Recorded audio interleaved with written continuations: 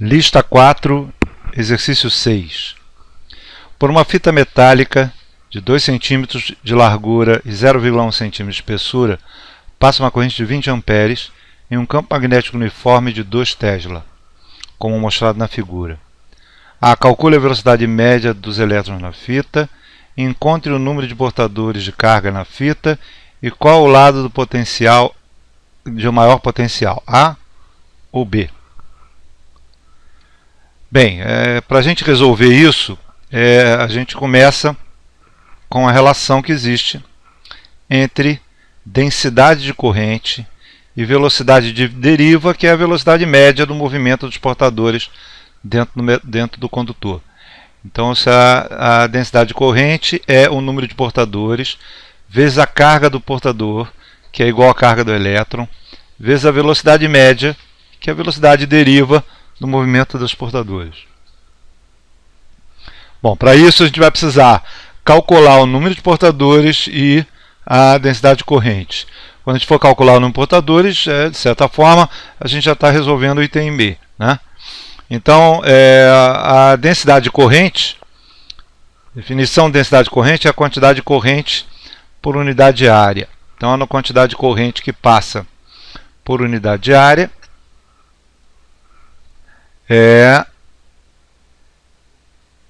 já que a densidade de corrente é homogênea, né, em todos os pontos, é simplesmente a corrente total pela área total.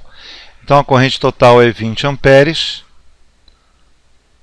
e a área é a largura pela espessura. Isso é a área onde a corrente atravessa. Então, a largura pela espessura, a largura é 2 centímetros, 2 vezes 10 a menos 2, e a espessura é 0,1 vezes 10 a menos 2. Bom, dessa forma, a densidade de corrente fica 1 vezes 10 a 6 amperes por metro quadrado. Essa, então, é a densidade de corrente que passa através da fita. Vamos lá, agora a gente precisa calcular o número de portadores. O número de portadores, a gente precisa saber que metal é esse. E a gente vê aqui bem no canto da fita, mostrando que a fita é feita de prata. No caso da prata, certo? Com o símbolo Ag. No caso da prata, a massa atômica da prata, em unidades atômicas, é 117,87. Então, a massa atômica é 107,87. Bom, mas eu preciso não é a massa em unidades atômicas, eu preciso a massa em quilogramas. E eu já vou explicar por quê.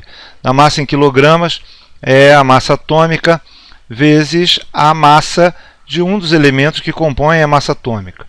Detalhe, a massa atômica é 107,87, que isso aqui na verdade é a média da massa atômica, levando em consideração todos os isótopos e as suas porcentagens na natureza.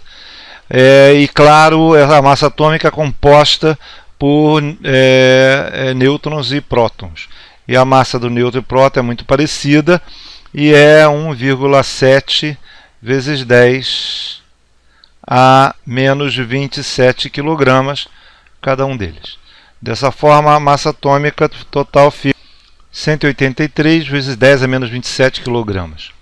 Essa, então, a massa de cada átomo, né, de cada núcleo atômico, já que os elétrons, a massa é 2.000 vezes menor, então a gente não despreza a massa do elétron, e a massa do átomo é composta só pelo núcleo, né, só pela massa atômica.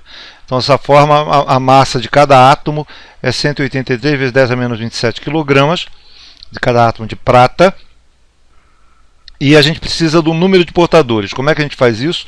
O número de portadores vai ser a densidade da prata, que é a quantidade de massa por unidade de volume, certo? Então, quantidade de massa por unidade de volume vai te dar quantos quilogramas por volume tem. Se eu divido pela massa de cada átomo, Então, o que eu vou ter, se eu tenho a densidade, que é a quantidade de massa por unidade de volume, se eu divido pela massa de cada átomo, eu tenho qual é a quantidade de átomos por unidade de volume. Olha, se eu considero que cada elétron, cada átomo, ela entrega um elétron para o movimento, então eu vou ter o número de portadores por unidade de volume. Então, dessa forma, a densidade da prata ela é 10.490 quilogramas por metro cúbico. Ora, se é 10.000, cada metro cúbico de prata eu tenho 10 toneladas de prata, 10.490 quilos. Se eu divido pela massa de cada átomo, que é 183 vezes 10 a menos 27, eu tenho que cada peso desse da prata, cada massa da prata é composta por uma quantidade de número de átomos. Então, se eu divido um pelo outro, eu tenho o número de átomos por metro cúbico por volume, né? E essa conta dá 5,7 vezes 10 a 28 átomos por metro cúbico. Mais conhecido, mais usado é metros a menos 3. Então, se eu tenho 5,7 vezes 10 a 28 átomos por metro cúbico, eu tenho 5,7 vezes 10 a 28 portadores por metro cúbico, já que, como eu falei, cada elétron sai de um átomo. Então eu tenho 5,7 vezes 10 a 28 elétrons por metro cúbico portando a corrente dentro da fita. Então, dessa forma, a gente tem condição de calcular agora a velocidade média. Como é que a gente calcula a velocidade média? Vai ser a densidade de corrente dividido pelo número de portadores vezes a carga de cada portador, certo? Que é o elétron, não é isso? Então, a velocidade média dá 1 vezes 10 a 6, né? Que é a densidade de corrente que a gente calculou lá em cima, dividido por 5,7 vezes 10 a 28, que é o número de portadores, vezes 1,6 vezes 10 a menos 19, que é a carga de cada elétron. Então, dessa forma, a gente tem a velocidade como 0,11 vezes 10 a menos 3 metros por segundo, ou 0,011 centímetros por segundo, ou aproximadamente 40 centímetros por hora. Essa é a velocidade do movimento, média do movimento do grupo de elétrons dentro do condutor. Lembrando que a prata é aquela na natureza que oferece a menor resistividade. Então, a princípio, seria o elemento que ofereceria a menor resistência ao movimento, e mesmo assim a velocidade do movimento do grupo de elétrons é bastante lenta.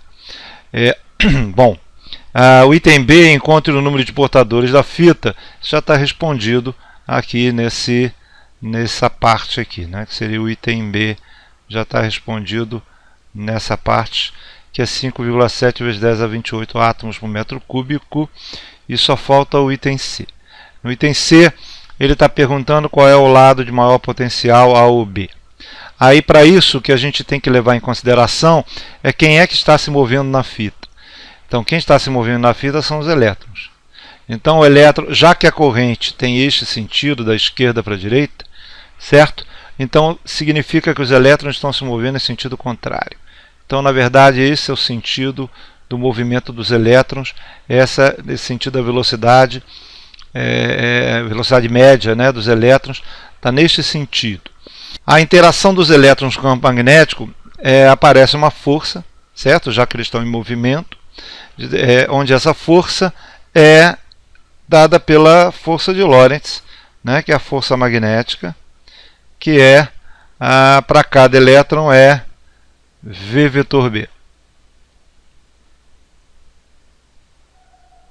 Sim, mas cada elétron, o elétron tem carga negativa, então é menos V vetor B. É V vetor B, certo? Então essa aqui é a força magnética. Então a gente tem que descobrir qual é o sentido do V vetor B.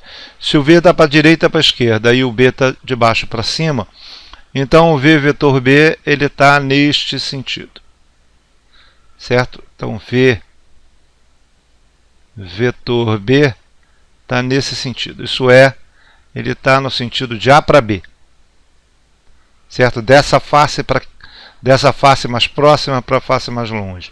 Então o V vetor B está indo de A para B, perpendicular a V, que é o movimento das cargas, e perpendicular ao campo magnético. Ora, mas o elétron tem carga negativa. Significa que a força está no sentido contrário a V vetor B.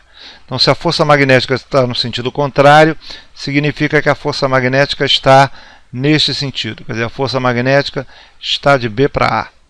Se a força magnética sobre o elétron está de B para A, significa que a trajetória do elétron dentro da fita vai ser esta aqui. Então, essa é a trajetória e ela... o que acontece é que o elétron ele passa a acumular na face A. Então o elétron acumula na face A, você passa a ter uma quantidade de carga, excesso de carga, e com isso você tem uma falta de carga do outro lado na face B. Então a face B fica carregada com carga positiva, a face A fica carregada com carga negativa, gerando um campo elétrico de B para A, consequentemente gerando uma força elétrica, já que a carga é negativa, de A para B. Então vai ter uma hora que uma força equilibra com a outra e os elétrons passam a se mover novamente somente na direção da fita. Esse é chamado de efeito Hall.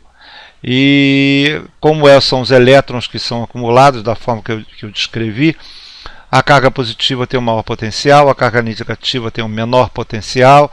Dessa forma a gente responde o item C, dizendo que o potencial no ponto B é maior que o potencial no ponto A, porque as cargas positivas estão acumuladas no ponto B, na face B, e as cargas negativas na face A.